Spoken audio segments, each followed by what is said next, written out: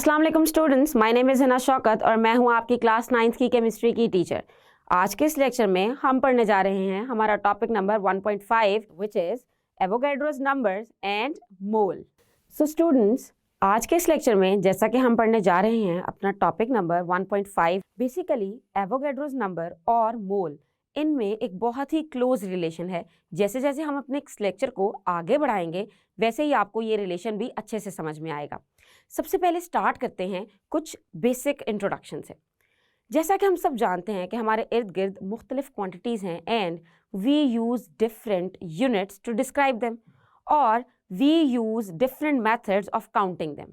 जी हाँ, हम different units use करते हैं उन सारी क्वांटिटीज़ को काउंट करने के लिए। अब आप कहेंगे हम तो काउंटिंग सिर्फ 1 2 3 में ही करते हैं, so what kind of different units we are using for counting. So मैं आपको याद कराती चलूँ, जब भी आप अंडे खरीदते हैं so you usually buy it in dozen. जी हाँ, यानी कि दर्जन के हिसाब से, यानी कि आप कहेंगे कि 1 दर्जन अंडे चाहिए और दुकानदार आपको 12 अंडे दे देगा। इसी तरह चूँकि जब आप पेपर खरीदने जाते हैं तो पेपर बहुत ही छोटी क्वांटिटी है, तो पेपर को खरीदने के लिए आप खरीदते हैं रीम ऑफ पेपर। जी हाँ, रीम ऑफ पेपर मतलब जिसके अंदर होंगी 500 शीट्स। इसी तरह अगर आपने जूता खरीदना है तो आप हमेशा अ पेयर ऑफ शू खरीदेंगे, और अगर आप कोई बॉटल्स खरीद रहे हैं तो उसके लिए आप 6 पैक या फिर 24 कैन वाला पैक्स खरीद लेंगे। अब ये तो हुई कुछ डेली रूटीन की चीज़ें।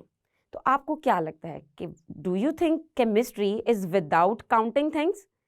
यकीनन नहीं, केमिस्ट्री भी तो हमारे इर्द गिर्द चीज़ों की ही कैलकुलेशन है and it is based on counting. जी हाँ, मगर क्या हम केमिस्ट्री में दर्जन या फिर पेयर या फिर रीम इस तरह के यूनिट्स इस्तेमाल कर सकते हैं? चूँकि एटम का साइज़ बहुत छोटा होता है तो इसके लिए यूनिट भी एक सीक्रेट सा डिज़ाइन होना चाहिए। सो केमिस्ट्री में हम कैलकुलेट करने के लिए, चीज़ों को काउंट करने के लिए जो यूनिट यूज़ करते हैं, इट इज़ कॉल्ड एज मोल। जी हाँ, इट्स MOLE, मोल। अब जब मैंने वर्ड मोल बोला तो शायद आपके दिमाग में ये इस तरह का एक जानवर आया होगा, इसको भी तो मोल ही कहते हैं, या फिर स्किन पर निकलने वाली कोई ऐसी चीज़, इसको भी हम मोल ही कहते हैं।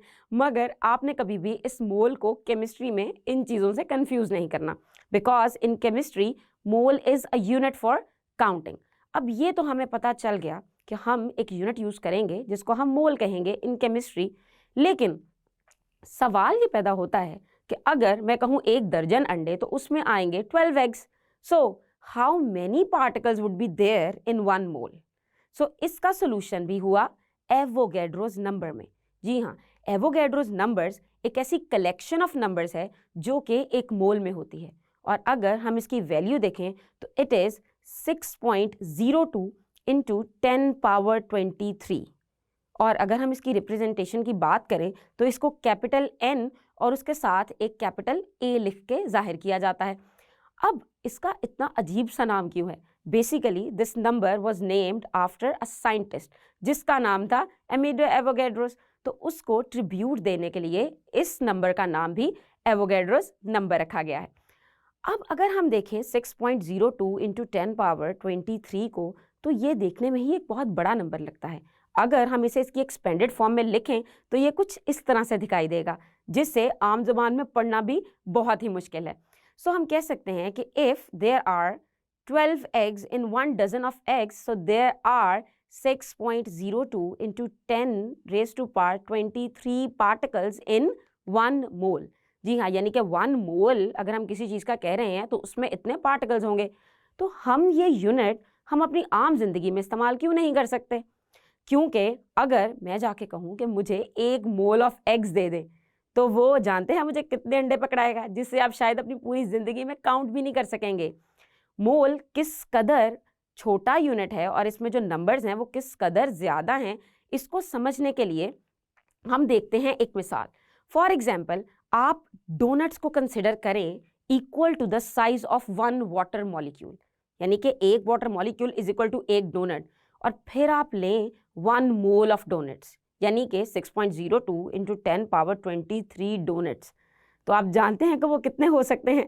So they are going to cover the entire depth of the earth up to 18 kilometres. जी हाँ, और अगर इसे दूसरी तरह से देखें, if you have 1 mole of basketballs, तो आप हमारी अर्थ की तरह की एक पूरी अर्थ बना सकते हैं। सो इससे आपको अंदाजा हो गया होगा कि एक मोल के अंदर अगर हम नंबर ऑफ पार्टिकल्स की बात करें तो वो कितने ज्यादा हो सकते हैं. So we can say that 6.02 into 10 raised to power 23, this number is number of atoms, molecules or formula units, and this is called as Avogadro's number, and that is equivalent to the 1 mole respective to the substance. When we say respective to the substance, तो ये number होंगे atoms के, in case of element ये number होंगे compounds के अगर इसमें molecule और फॉर्मूला यूनिट्स यूज हो रहे हैं. Molecules are for covalent compounds and formula units are always for ionic compounds. So in simple words, 6.02 into 10 power 23 particles are equal to 1 mole, as 12 eggs are equal to 1 dozen. लेकिन अब हम देखते हैं कि mole of atom और mole of compound ये दोनों भी हो सकते हैं. यानी कि अगर हम टर्म मोल यूज कर रहे हैं तो कहीं पे हमें मोल ऑफ एटम्स काउंट करने पड़ सकते हैं और कहीं पे हम बात कर रहे हैं मोल ऑफ कंपाउंड्स की. So when we talk about a mole of atoms, यानी कि एक मोल ऑफ एटम, तो इसका मतलब होगा collection that contains 6.02 into 10 power 23 particles. जी हाँ, and these particles are same as the number of particles present in 12 grams of carbon 12. यानी कि कार्बन 12 एक ऐसा आइसोटोप है कार्बन का जिससे हम एटॉमिक मासेस को कंपेयर करते हैं, तो एक मोल के अंदर उतने ही पार्टिकल्स होंगे जितने 12 ग्राम ऑफ कार्बन में होते हैं, और वो नंबर है 6.02 into 10 power 23. So 1 mole of element की अगर हम एग्जांपल्स देखें, so 1 mole of carbon is equal to 6.02 into 10 power 23. 1 mole of sodium is equal to 6.02 into 10 power 23, and 1 mole of gold, it would be equal to 6.022 into 10 power 23. But remember, if it is a mole of atom, means you are taking individual atoms, तो इसके साथ आपको लिखना पड़ेगा this number atoms, मतलब आप number लिखेंगे और साथ आप atoms मेंशन करना कभी नहीं भूलेंगे. इसी तरह if you are talking about a mole of compound, so always remember compounds are of two types, covalent compounds and ionic compounds. So covalent compounds के लिए जो Avogadro's number है वो हम लिखते हैं molecules में. Yes, for example 1 mole of CO2 एक molecule है, compound का molecule है. So हम कहेंगे कि 1 mole of CO2 contains 6.022 into 10 power 23 molecules. अगर हम as in whole carbon dioxide की बात करेंगे तो चूंकि ये मॉलिक्यूल है तो इसके साथ नंबर लिखने के बाद हमें मॉलिक्यूल लिखना पड़ेगा. इसी तरह 1 mole of water means H2O. H2O is also a molecule because it is formed by covalent bond. Now 1 mole of H2O will also contain 6.022 into 10 power 23 molecules of water. इसी तरह अगर आप आयनिक कंपाउंड्स की बात करें, so ionic compounds contain Avogadro's numbers of formula units. जी हाँ, ionic compounds का सबसे छोटा यूनिट फॉर्मूला यूनिट है, तो उसमें जो एवोगैड्रोस नंबर है वो हमें बताएगा number of formula units. For example 1 mole of NaCl, which is sodium chloride, you have to always remember this is table salt, is equal to 6.022 into 10 power 23 sodium chloride formula units, and 1 mole of potassium sulfate is equal to 6.022 into 10 power 23 potassium sulfate formula units. मतलब इसमें potassium sulphate के इतने formula units होने वाले हैं. अब अगर हम देखें मोल की डेफिनेशन की तरफ, so we can say that mole is defined as the amount.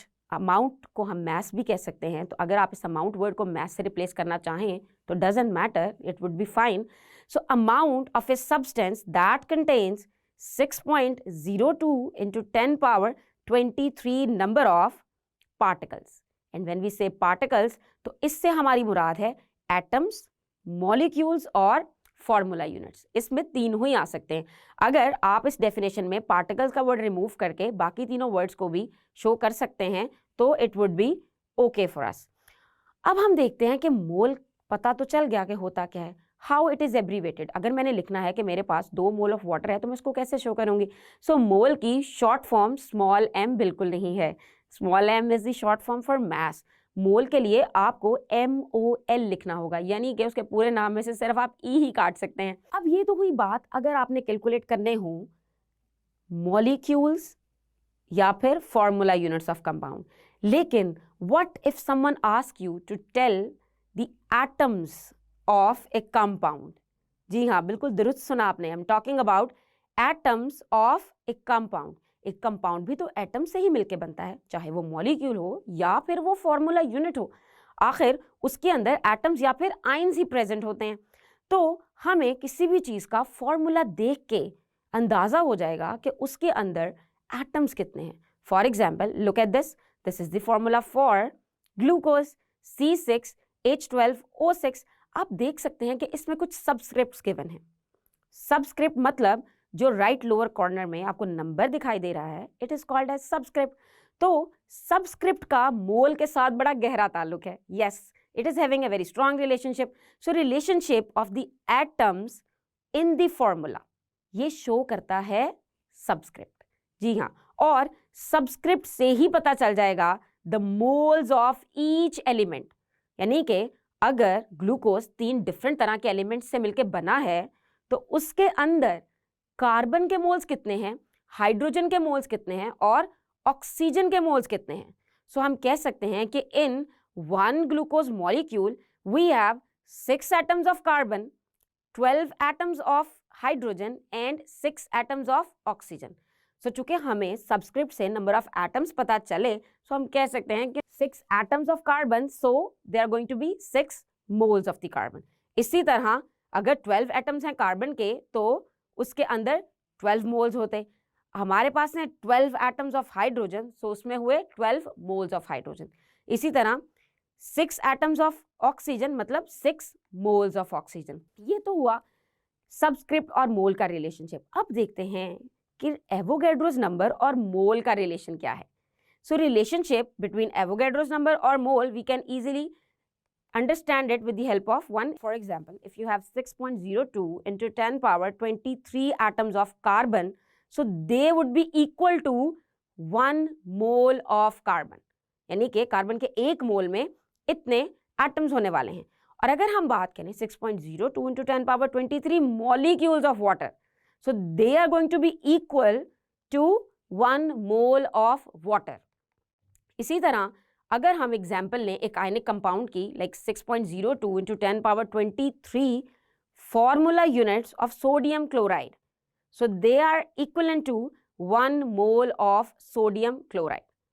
अब इन तीनों एग्जाम्पल से we can conclude that 6.02 into 10 raised to power 23 atoms of elements और 6.02 into 10 raised to power 23 molecules of molecular substances और 6.02 into 10 raised to power 23 formula units of ionic compounds are equivalent to 1 mole।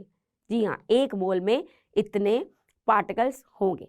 For further explanation between the number of atoms and the molecules of the compounds and the number of ions in the ionic compounds, let's discuss these two examples. For example, you know that one molecule of water is made up of 2 atoms of hydrogen and 1 atom of oxygen। ये तो अब आपको पूरी अच्छे तरीके से याद हो गया होगा। So, हम कह सकते हैं कि we have 2 moles of hydrogen in 1 molecule of water।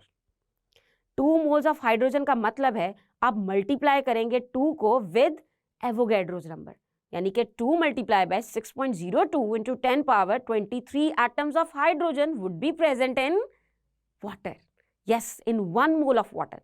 इसी तरह 6.02 into 10 power 23 atoms of oxygen, they will constitute 1 mole of water। इसकी मिसाल हम आम लफ्ज़ों में भी ले सकते हैं। मिसाल के तौर पे आपके पास ये एक मार्कर हो जिसके 2 हिस्से हैं, एक मार्कर की बॉडी है और एक है उसका कैप। और अगर मैं आपसे कहूँ कि आपके पास ये 10 मार्कर हैं तो आप कहेंगे कि मेरे पास 10 मार्कर हैं। लेकिन अगर मैं आपसे पूछूं कि आपके पास कितने कैप्स हैं और कितनी मार्कर बॉडीज़ हैं तो आप कहेंगे कि मेरे पास 10 ही कैप्स हैं और 10 ही मार्कर बॉडीज़ हैं।